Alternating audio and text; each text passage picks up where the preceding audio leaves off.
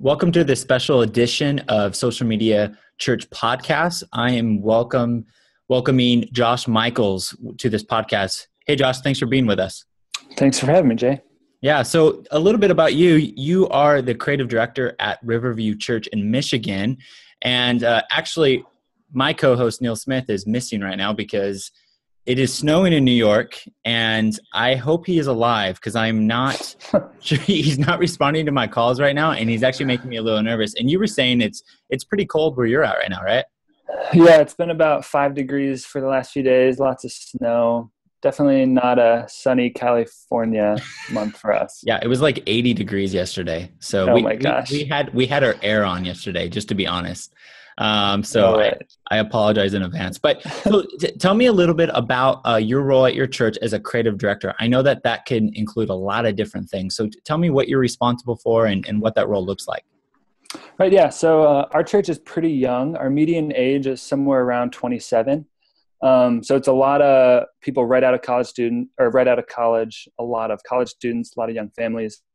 So we really try and cater to that demographic. And with the modern culture is so creative, so visually oriented, just so much of our content and weekend services have a creative and visual bent. So my role is kind of overseeing and working through a lot of that. So figuring out how we can creatively tell our stories, how to creatively, like a creative context for our videos and for our graphics. So practically what I do is a lot of our series graphics that go along with each series, our environmental projection we do in our main campus auditorium. And then with that is also a bunch of the social media and video work around Riv.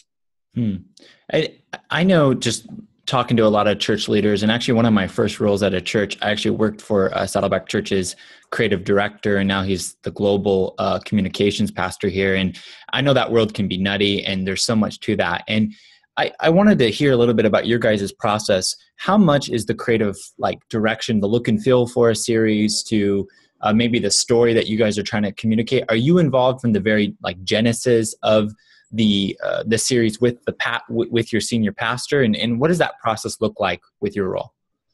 Yeah, so it definitely varies. Sometimes the teaching pastor will have a general idea for the direction, or will have an overall theme, and then they'll kind of present that to me and say, "Hey, make this look and sound pretty," and then I run with it. So sometimes they have the original thought, and then other times we know that we're going to go through, say, the book of Acts, but they don't know how we're going to package it. So then I have to come up with an idea of how we're going to convey and kind of centralize this book into one idea. That's interesting. Have you, how do you vet? Because one of the things that I'm always amazed about, especially with creatives in any role, if it's church or non-church, is that you have to be on top of your game, because I feel like, things that look nice, even 5 years ago are irrelevant now. And so, how do you do that with a series? How do you know something actually is up to par? Do you have a group of people that you throw ideas off of? Do you have people within your, do you ever throw stuff online to say, hey, what do you guys think about that? How do you stay on top of your game? And then how do you keep the brainstorming and kind of creative look always kind of, where it needs to be, the bar high? I guess that's the question of the age. Yeah. But I think for keeping the bar high, I try and keep challenging myself. So tying more closely how the visuals fit thematically with the message. So it can be easy to just say, hey, we're going to do a diner theme, but that doesn't really relate to the content of the message.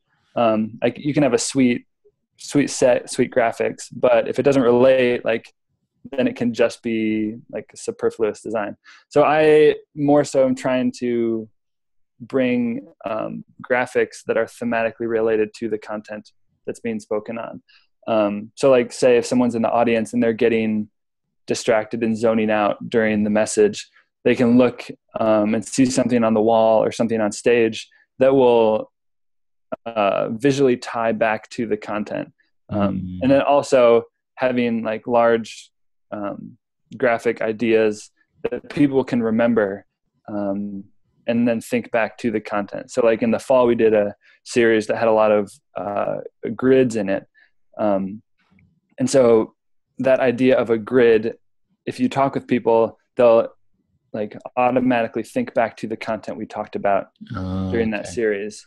So just trying to challenge myself in getting that connection tighter, I'd say. And I love that idea of, and I definitely think about some of the most powerful messages and sermons I've heard in the last few years. There's always a visual element. And it's always, what I find hard, and I was curious what you guys struggle with internally there, is that, with churches, the hard part is you have 52 weeks a year. You have kind of your Super Bowl. Every week you have something going on. How do you do that creatively? Like, do you try to make every week the main thing, or do you pick a couple series a year where you kind of throw out all the stops? So we tend to have some bigger series that we go all out on. So we're actually, this coming weekend, or like a weekend from now, we're starting through the book of Acts. And that's a 26-week series, so half a year, which is pretty sizable. Yeah. So like for a series like that, we kind of put a lot more into that. Whereas if we have just like a 6-week series or a 4-week series, we'll pull back a little bit. And then trying to, usually on Christmas and Easter, doing a little more creative pieces involved. Yeah. Are there any processes or tools that you use creatively? I don't know if there's a cool collaboration software, or are you just old school? Do you just throw up on a whiteboard and kind of get people in a room and kind of do, I was listening actually to the startup podcast, and we were talking about this before the show got up. One of the things on the startup podcast they said is that they hate the idea of brainstorming, where people are just throwing out ideas, and they actually do 60-second sketches on a whiteboard, and they kind of allow that to be their way that they kind of get, the juices going. I was wondering, when you're in the early stages of planning out ideas, is there anything that you guys do that you feel like, man, if you guys did this, it would be helpful? I know I'm kind of putting you on the spot, but I was just kind of, come on, you're a creative director. This is where you got to thrive, Josh. So right. I always have ideas. No, I mean, I think it's just, I would say more so old school. Like I'll have a sketchbook with me. If I'm driving in the car and an idea just comes to me, I'll like voice memo it to myself. Just kind of always being ready for those ideas and thinking a lot about the content. And then, so like when I'll be meeting with a teaching pastor, we'll maybe sketch on the whiteboard, or sometimes the pastor has literally no care about how things look. We have one guy here, he could care less. He's like, just do your art stuff and it'll be good. Yeah. So it varies series to series. Yeah. Why do you think, if you're going to make like the 60-second pitch to somebody, like a pastor at a church who's listening to this, why do you think they should care about the way things look? Like, why is that so important? Yeah. I think, that's a big question too, but I think, having a consistent voice and consistent tone, whether that be like church-wide, venue-wide, series-wide, whatever that means, having that consistency allows a viewer, listener, audience member to not be distracted so much by like the graphics that are always changing, like week to week or between services, and they can see those graphics as a platform for the message. So it's kind of my goal as a creative director, to have a consistent and professional graphic environment so that there aren't typos and mistakes and subpar graphics that distract from the gospel message that's being presented on stage. I love, especially you were saying that the average age of, you said 27 at your church? It's about that. That's nuts. Like I definitely don't hear that. That's not Saddleback, I could tell you. And that's probably not a lot of the average listeners that we interact with. And so I assume at the average age being 27, obviously, a brand, a powerful look and feel is probably very valuable within your community. That's probably one way you connect with your congregation, I assume. Yeah, I would definitely say like people will think of Riv as a very like arts and music focused church, which I think is due large in part to the audience we're trying to reach. Yeah. Yeah. And if you're listening to this audio right now, you can't tell, but Josh is wearing a killer shirt right now, and it represents his creative like soul so well. So you could jump on our YouTube channel and check out the raw video of this, because I want the shirt. I've So, got yellow pants and red kicks too. Oh my goodness. Like, you need to be like, I've seen you at conferences before. So this is perfect.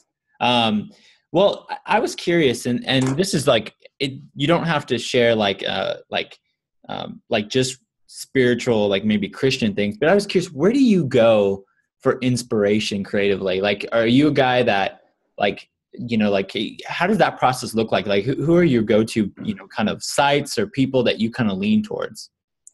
Honestly, just like strolling through Pinterest a lot, just kind of seeing what trends are out there.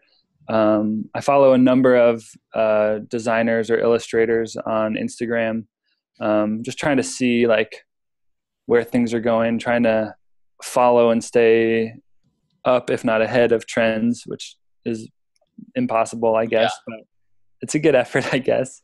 Just kind of like being present in like the design world. I love that. I love that idea, because I think a lot of church leaders can do stuff like that to get inspired, just to kind of upload on, to kind of, get on Pinterest and scroll through, and Instagram. And I do that a lot too, is, if my mind is wandering and I can't think of something, I have my places where my mind can kind of be like my muse a little bit. Yeah. And kind of go. And so, that is a powerful, and I've seen that being part of a couple creative teams, and I'm going to put my hands up here. I am no creative. I definitely am no, like, I can pretend to be one, but I am terrible at laying things out. I don't have an eye for things. I mean, probably my clothes barely match because my wife didn't correct me. But I do know some of our best series, even Saddleback has done, there's been this unity of both a powerful message, but also a powerful visual that went around with it, or, went with it. And so I've seen the power of having a great look and a great message to go through, and especially if you're thinking about, the current generation, next generation. So it definitely makes sense to me. And I was curious with you, we were talking a little bit before we got started, especially about social media. You were kind of like being a little honest and saying like you weren't somebody that immediately got into a lot of these channels, and because you didn't necessarily see the value of it, which was interesting being in the creative director role. I always think of the creative director kind of a little bit more progressive in some of these, tech kind of stuff. But, tell me a little bit about how your church now sees the value of social media, and maybe some of that evolution for you yourself. Yeah, like I mentioned to you earlier, my parents were both on Facebook before I was. Is ridiculous. Oh my goodness. That should be like in your Twitter bio or in Facebook. Oh my gosh. Yeah. So yeah, I just really didn't use Facebook or Twitter or anything really all that much. I thought it was just kind of a like cultural noise that was too much and pointless and not necessary. But then kind of realizing that that's where people are. And so if you want to have a conversation with people, you have to be where people are. So I'm not going to go start a conversation on Google Plus because people are not there. Yeah. But like Twitter and Facebook, that's where people, and Instagram, that's where a majority of people are and are scrolling through each day. And so just trying to be present and have a voice in that like continual barrage of content that people are getting each day. So I think that's kind of how we see social media here. I think also like our big focus at Riv is the weekend service. Yeah. But then trying to bring back content throughout the week so that it's not just an up down of weekend, and then people aren't thinking about content throughout the week, but we're continually pushing out content so that they're thinking back to the previous message. They're reading ahead for the coming message. Yeah. So yeah, just kind of continually keeping people connected with what's going on and the message that's happening. Well, I saw a little bit on your guys' Twitter account. I saw that you guys' site went down for something, and you guys threw up a graphic of like, sorry, it was down. And it was it was a really cool touch. It was like, everybody's site goes down at one point. I mean, that's just something that happens. Actually, we had a big technical issue this past week here at Saddleback, and we had a big overhaul and stuff happened. But I loved how you guys made it super creative and personal. It was kind of like this funny graphic, like, we're sorry, and then it's back up kind of thing. And I saw those like kind of creative touches that you kind of just invested. And I don't know, was that something that was planned? Like, oh wait, we have this one in case, or is that something you guys just real quick put together and pushed it? Yeah, I just did that on the spot. That's awesome. We were having some like server migration stuff that was happening. So it was scheduled, but it wasn't supposed to go down at all. Of course. And then of course, when you do it, it goes down. Yeah. And so just responding quick. That is sweet. Well, you guys definitely are, I see your social presence, and you guys, the last question I had was, you guys use your guys' blog pretty frequently, right? Is that something you guys use to communicate pretty heavily, at least site-wise? Right. Yeah, we do about 2 or 3 posts a week. Wow. And that varies from, we have a few just blog writers, and then some of the pastors will write in content every once in a while. So that's kind of how we try and keep investing with our attendees throughout the week, and our Riv family, of giving them content to read, and content that's not necessarily timely, but it has like a gospel message in it. And there's takeaways that people can say they're just coming and visiting Riv's site and like, hey, what's this church about? Yeah. They can see the blog, scroll through, and like, oh, this is what they think about this, is what they believe. So yeah, that's kind of the vision of the blog. Okay, cool. No, I saw regular posts from there, and I know for a lot of people, it's sometimes it becomes a burden of like regularly updating your blog. And I saw that you guys leverage that pretty regularly, and I'm assuming that's communicated in all channels. So I definitely saw that as something that's a great part of your guys' online presence. So just for everybody who's listening right now, Josh, how can people stay up to date with you? What's kind of the best way for people to connect if they want to learn more? Personally, or as Riverview? Personally. So, cause I know you do, obviously you're at Riverview Church in Michigan, but you also do, you have a lot of creative pieces of design wise and video that you've done that are up on your site. So, any channel hey, this is your plug. 15 minutes of fame right here. I better use it. Fame. I don't. Yeah. I mean, pretty much if you search Joshua Michaels or @/JH Michaels with no A, that's the one catch. There's no A in Michaels. But yeah, you can find me on the web, videos and photos and design stuff. Sweet. And I definitely want to challenge our listeners. Definitely check out his site. There's some really cool videos.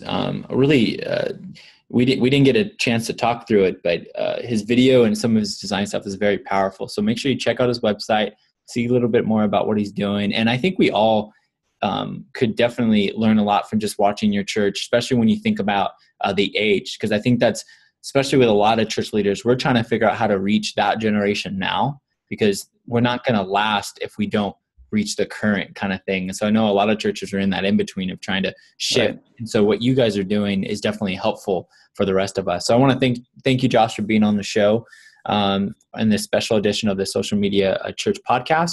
Don't forget, everybody, to engage with us using the hashtag SMC podcast. And to learn more about Josh, we're going to put his website and everything about him in the show notes. So thanks, Josh, again for being with us. And thanks for having me. And please check out his shirt on our YouTube channel. Okay, it's beautiful. Okay, see you guys next week. See ya.